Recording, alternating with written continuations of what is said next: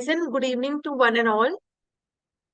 Welcome to LawSikho's thorough newspaper analysis for 9th and 11th September 2023. Now, starting with the today's agenda, the editorial session, why Odisha wants to attack tracking devices on under trial prisoners. This we have taken from the Indian Express, and then we will discuss about the news update and the legal news update. The news update will include the national news, international news, important days, awards, and sports. Now, when we discuss about the editorial session, we need to understand what is the context behind this particular editorial and why are we talking about it. So, in what could be the first of its kind policy in the country, Odisha's Directorate of Prisoners have submitted a proposal to the state government for attaching GPS enabled tracking monitoring devices on the ankles of under trial prisoners. Now, the under trial prisoners are people who have not undergone the trial of their legal cases. They have only been accused of crimes and not convicted of them. The Odisha proposal suggests attaching tracking devices to those under trial prisoners who are accused of non-heinous crimes in order to free them from jail and allow them to lead a normal life. Under the law, heinous crimes are those that have a minimum punishment of imprisonment for 7 years under the Indian Penal Code. The proposal is under consideration, and if required, Odisha will be the first state in the country to implement it. Now, we need to discuss why Odisha has proposed this.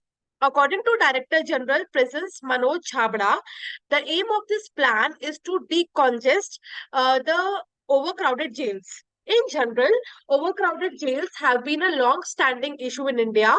According to the National Crime Records Bureau, that is 2021 report on prison statistics, a report published by the Ministry of Home Affairs from 2019 to 2021, the occupancy rate of prisons went from around 120% to 130%. Though Odisha does not face the problem of overcrowding in jails to the extent that a few other states do, some major prisons in the state have been overcrowding. Hence, the idea will be implemented on a pilot basis and will be gradually extended to other prisons based on their success. Now, when we are talking about the overcrowding jails, we need to understand the capacity of prisons in Odisha. Odisha has 87 prisons with around 20,000 prisoners against the sanctioned strength of 23,000. Official sources in the Directorate of Prisons said around 80% of the inmates in Odisha jails are under trial. Since cases go on for a long time, the under trial prisons spend years in jail till the time they are granted bail or convicted by the court. Many of the under trial prisons continue to be lodged in jails even though they were caught in offences having provision of imprisonment of less than 7 years. Now, how will the proposed system work? We need to think about this. According to the proposal, the monitoring devices will be fitted on the ankle of the under trial prisoners with his or her consent. This will be voluntarily basis and the devices will be attached with the approval of the court. The police and the jail authority will be able to track the movement of the under trial prisoners after they are freed from jail. Since these trackers will be tamper-proof, if someone tries to interfere or fiddle with the system, an alarm will be raised at the local police station based on which immediate action is to be taken. Now, Chabra said that the move would also save cost for the government. Around rupees 1 lakh is currently being spent on each under trial prisoner inside the jail every year. A tracker which would cost around 10,000 to 15,000 would be cost effective. Also, once freed from jail, the under trial prisoners can then earn a livelihood. The Director General described this as a win-win situation for both the government and the prisoners. Now, when it comes to the concern is here about the violation of the human rights. However, human rights activists have raised concerns over a possible breach of privacy and the legal ramifications of the proposed system. Chavda claimed that the move would free the under trial prisoners instead of confining them within the jail. He added that countries like USA and the UK have already implemented a system of fixing the monitored devices on the convicting prisoners. Now, this was all about the editorial section.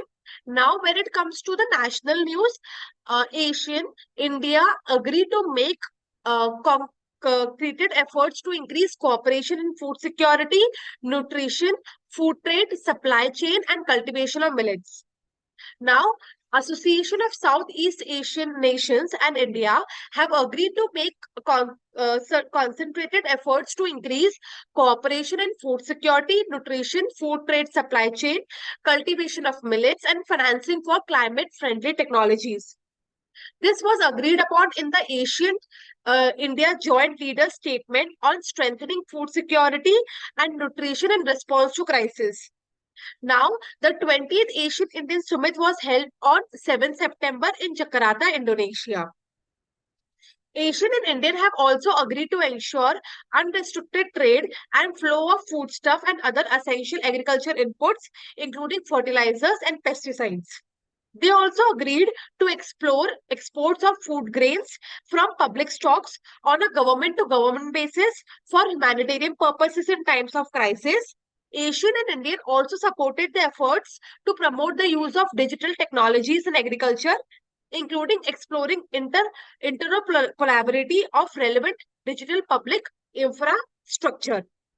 The next national news coming up is Indore tops clean air survey, Agra and Thane follow. Indore claimed the top spot in the government's clean air survey, followed by Agra and Thane. The Union Government Ministry has stated. Conducted by the Central Pollution Control Board, the Swachh Vayu Sarvekshan ranks cities based on the execution of activities approved under the City Action Plan and air quality in 131 states covered under the National Clean Air Program. In the million plus population category, Madhya Pradesh Indore secured the first position, closely pursued by Agra and Thane. The second category, covering cities with population ranging from 3 to 10 lakhs, witnessed Amravati in Maharashtra clinching the top rank, with Moradabad in Uttar Pradesh and Guntur in Andhra Pradesh following it. Parwanko in Himachal Pradesh stood out in third category, featuring states with population below 3 lakhs, while Kala Amp in the hill state and Angul in Odisha took the second and the third place respectively. The center has set a new objective of achieving a 40% reduction in particulate matter concentration in city covered under the NCAP by 2026. For their outstanding performance, the top 3 cities in each category are rewarded with cash prizes, trophies, and certificates every September 7 on the International Day of Clean Air for Blue Skies as per the ministry.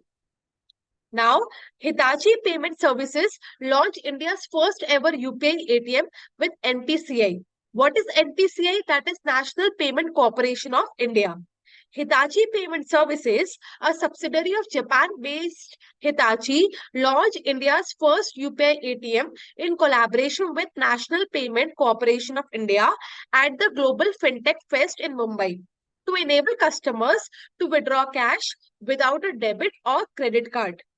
Now, let us understand what is UPI ATM. UPI ATM is a white label ATM that facilitates cardless cash withdrawals. White label ATMs are owned and operated by non-banking entities. Customers of participating banks can use it to withdraw cash without an ATM or debit card using their UPI accounts. Customers can use it at the Global FinTech Fest for now, and deployment in other locations will start in few months. Now let us understand how it works. Users need to select the UPI cash withdrawal option on the ATM and select the amount to be withdrawn. A single-use QR code will be displayed on the screen. Users can then scan the QR code on the screen from any UPI app on their phones, input their PIN and get the cash. The withdrawal limit for the UPI ATM is rupees 10,000 per transaction. Now, next comes the another national news. 361 launches global platform. 361 Global appoints new team.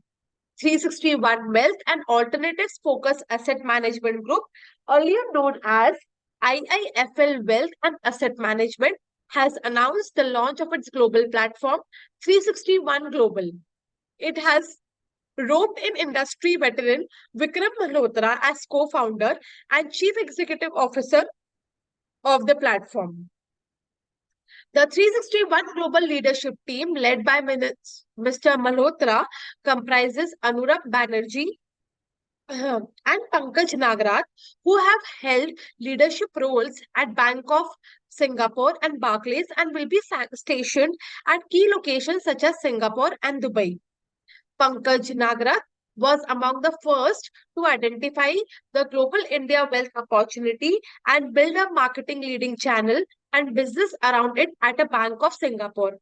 Arunab, an alumnus of IIM Lucknow, has worked for the last 2 decades in various global banks, spanning multiple roles, including corporate banking, credit, and private banking. Now comes the next national news of the day. Moon Man of India, Mileswamy Annadurai, joins the board of SS Innovations.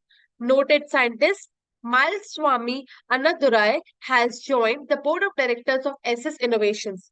Annadurai, also called the Moon Man of India for his contribution to ISRO's Chandrayaan-1 mission, would be the director of SS Innovations Private Limited and the global firm SS Innovations International.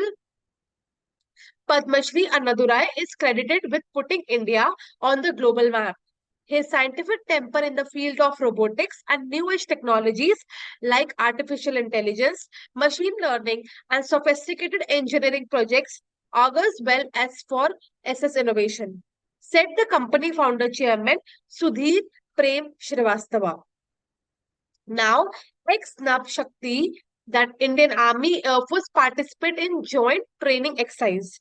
Indian Army and Indian Air Force participated in the joint training exercise ex-Nav Shakti.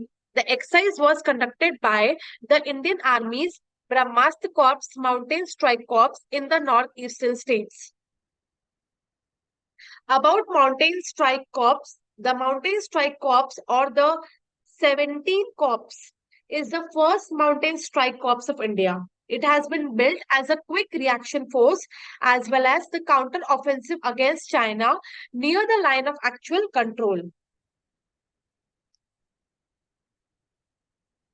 The headquarters of this corps is located at Panagarh in West Bengal under the Eastern Command and is also known as Brahmastra Corps. Now, the next national news, Jharkhand Cabinet approves 1K pension for transgender community inclusion in backward classes category. With an aim to provide social security and bring them into the mainstream of society, Jharkhand government has decided to add the transgender community under its universal pension scheme. The decision was taken during a cabinet meeting chaired by Chief Minister Hemant Soren. The government also decided to include them under backward class category and provide them the benefits. Cabinet Secretary Vandana Dadel said in this regard, the Council of Ministers has approved the proposal of Mukhyamantri Rajya Samajik Suraksha Pension Yojana for transgender people under the Social Assistance Scheme. The eligible beneficiary will get rupees 1,000 per month as financial aid. According to the Department of Women, Child Development and Social Security, the transgender population was around 11,900 in Jharkhand in 2011, which currently would be nearly 14,000. Now, in a bid to provide more facilities to transgender, the department has also proposed to build separate toilets for them in hospital. As many as 35 agendas were approved by the cabinet, including doubling the pension amount for security personnel who get injured during the duty. Earlier, a maximum of rupees 3.5 lakh was given in such cases, which will now be rupees 7.5 lakhs. In case of Moyes violence, the amount will be double. The cabinet decided. A very phenomenal move by the Jharkhand cabinet. Now, coming up the sports news, US Open 2023, Rohan Bopanna becomes oldest male to reach Grand Slam final in Open era.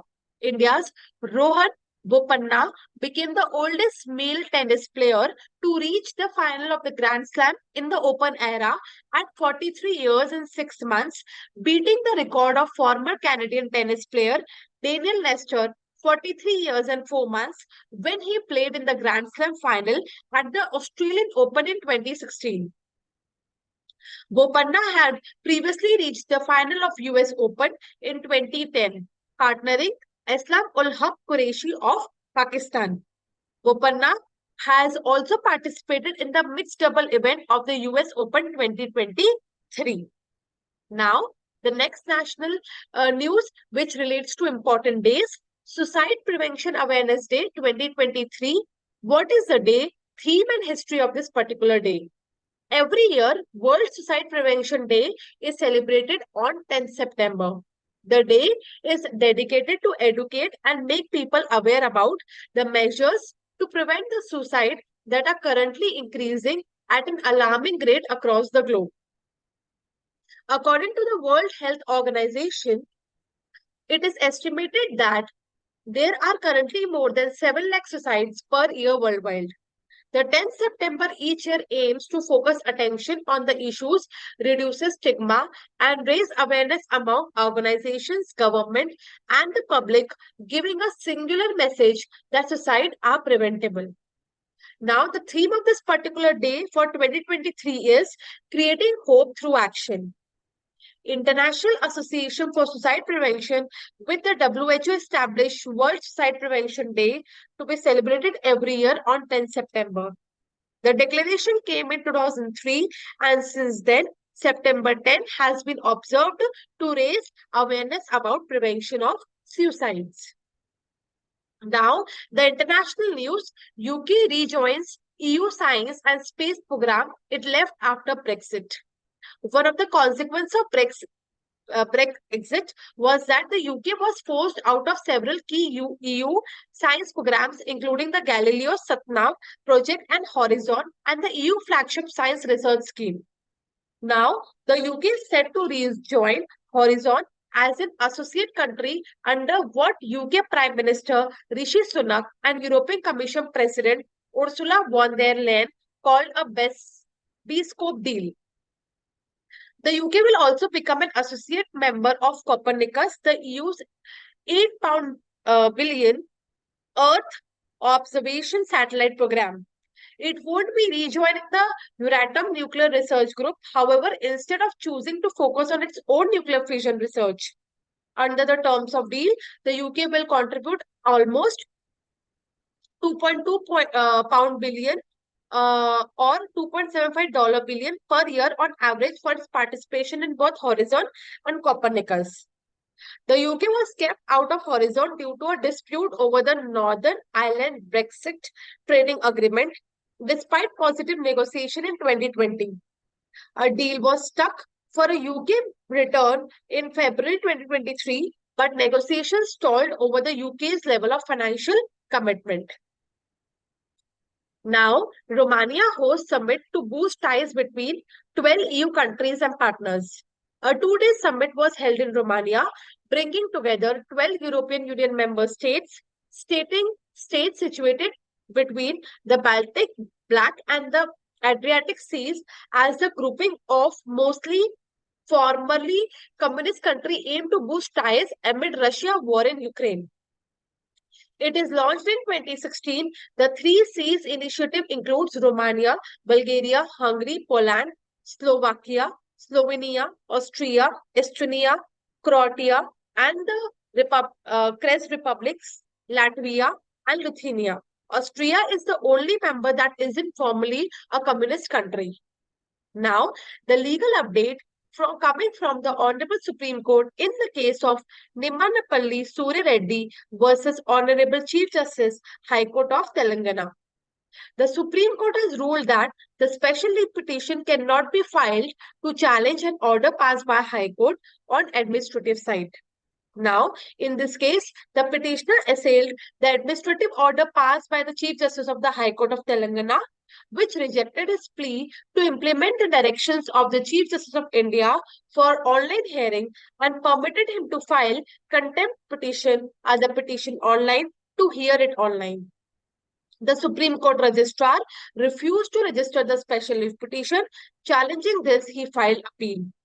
Justice K.V. Vishwanathan referred to the observations made in Dev Singh and others versus Registrar Punjab and Haryana High Court and others in 1987. Article 136 contemplates only special leave petition to the court from adjudication of courts and tribunals, and such adjudication must doubtless be judicial. Since no special leave petition can be filed against the administrative order, there is nothing wrong with the order of registrar, and the order dated 6 January 2023 passed by the registrar is upheld.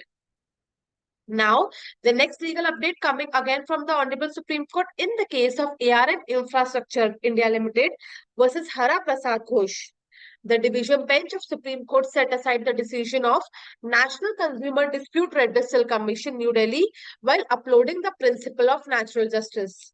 Now it said party has right to address final arguments before NCTRC despite not filing written version. While remanding the matter, the court found that refusing to hear the opposite party while considering the complainant case on its merit amounted to a violation of principle of natural justice.